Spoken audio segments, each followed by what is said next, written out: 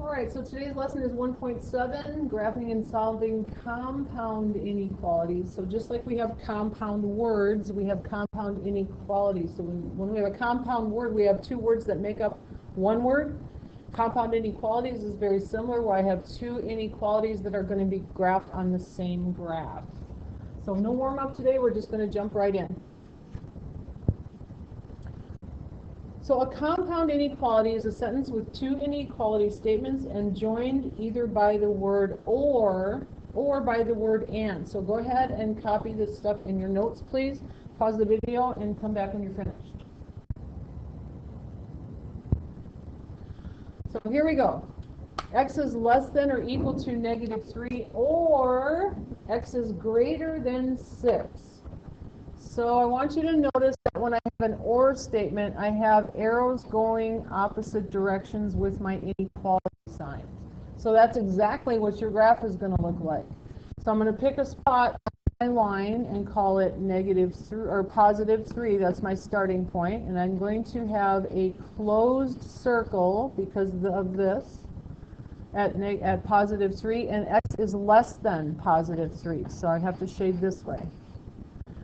Or, second part of the problem is I have a starting point of 6. So if this was 3, this is 4, 5, 6. I'm going to have here an open circle at 6 and shading in the opposite direction.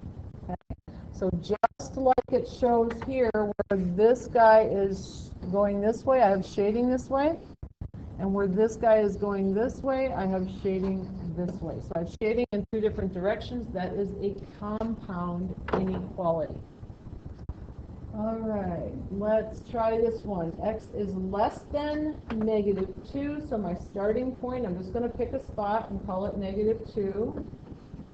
And I'm going to have an open circle there at -2. And my shading is less than.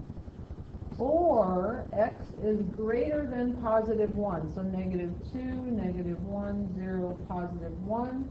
So I'm going to have what looks like a closed circle at +1 and shading to the right. Compound inequality.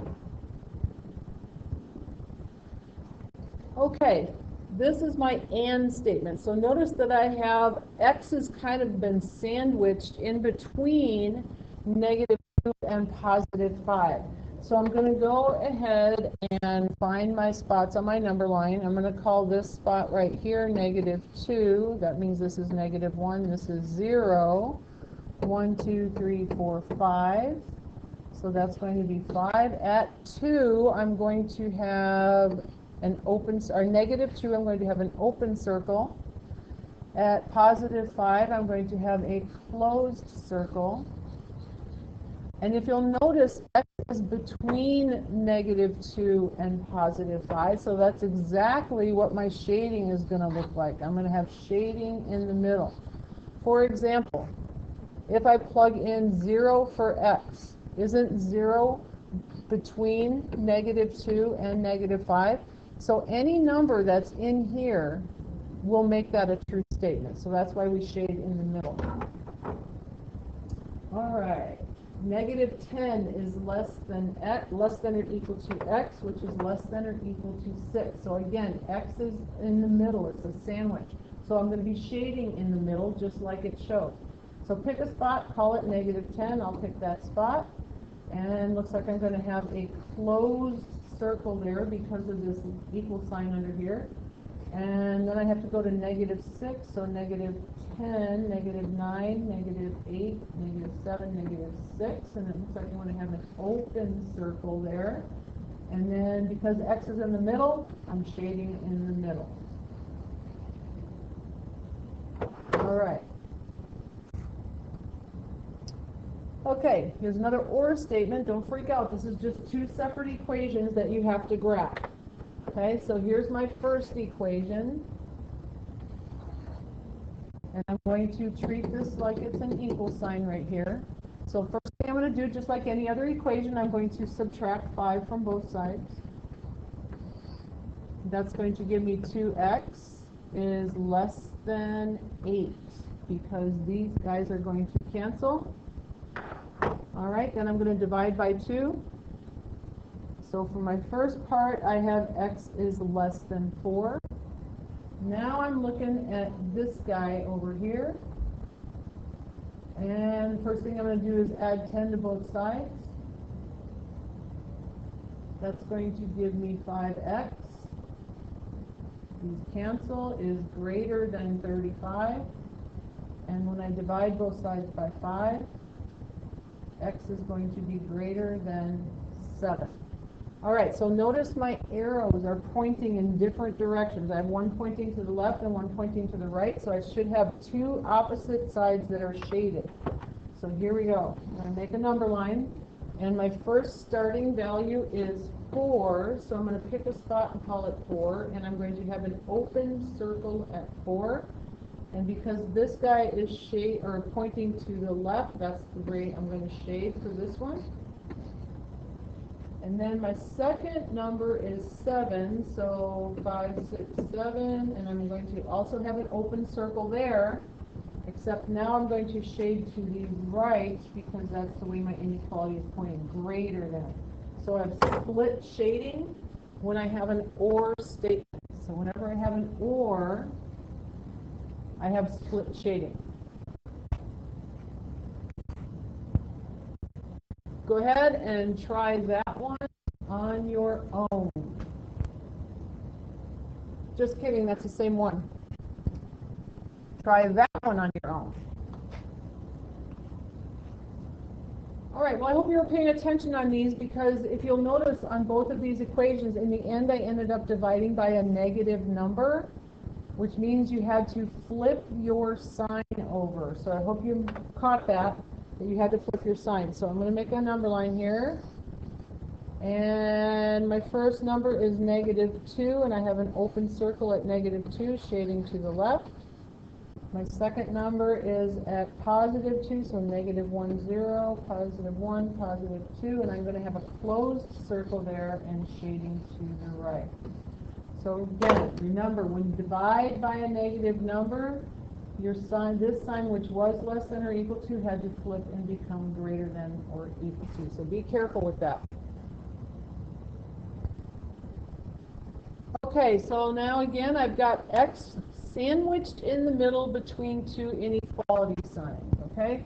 So what you basically have here is you have an equation that has 3 columns now instead of 2. I've got 1, 2, 3 different columns in my equation. All right, same rules apply.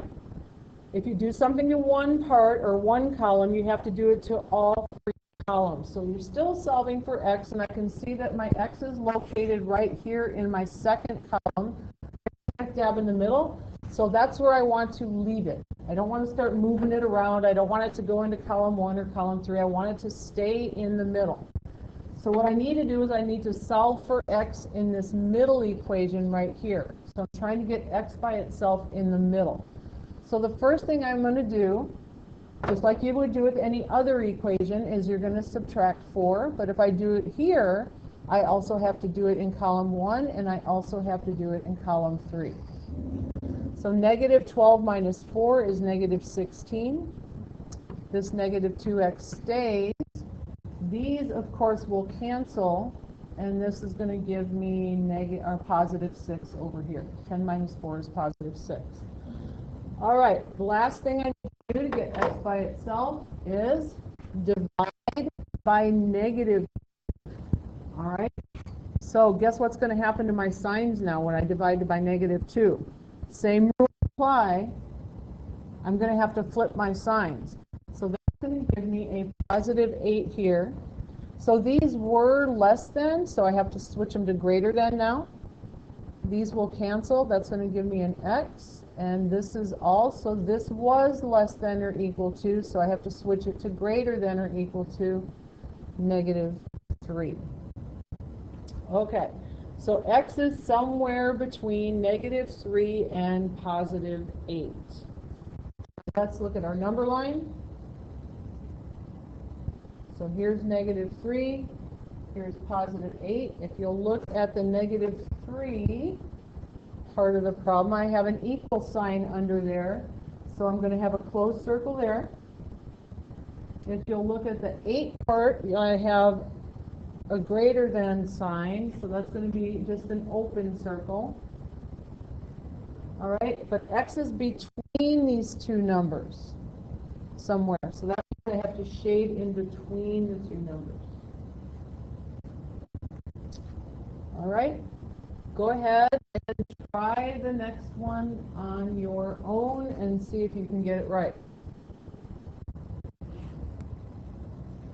All right, so if you did your math correctly, you should have gotten negative 12 is less than or equal to x is less than or equal to negative 2. So let's find a spot and call it negative 12, and let's find another spot and call it negative 2. Looks like they're both going to have closed circles. And because x is in the middle of those two numbers, we're going to shade in the middle, in between the 2 points. All right, go ahead and try these next couple of examples on your own. We got a distribution property there on the right, but I think you can handle it if you think about it. All right, go ahead and check your work and make sure that you ended up with where I am at right here, where I have 1/2 is less than or equal to x, which is less than or equal to 3/2. So you might be freaking out a little bit about graphing that. So if you want to use your calculator, you can put that in your calculator. So in your calculator, you're going to put in 1 divided by 2, and that will give you 0.5. So 0.5 less than or equal to x. And then same thing, 3 divided by 2 in your calculator for the number on the right, which will give you 1.5. So less than or equal to 1.5. So when you're using decimals like that, it's a little bit easier to graph than a fraction, which is why I converted it into a decimal, because I don't want to have to graph a fraction. So let's see what that's going to look like. So I have a number line. Let's call this 0, let's call this 1, and let's call this 2. Well, this number right here, 0.5, is going to be halfway between 0 and 1, so right here, and I'm going to have a closed circle at 0.5. And this number right here, the 1.5, is going to be between 1 and 2, halfway between 1 and 2. So this is going to be 1.5, and then I'm going to also have a closed circle there. And x is going to be sandwiched in between there. So this is what my graph will look like. All right, that was a little bit of a tricky one, but it wasn't horrible. I think you guys can handle it. All right, that's the end of today's lesson, and we'll see you next time. Thanks for watching.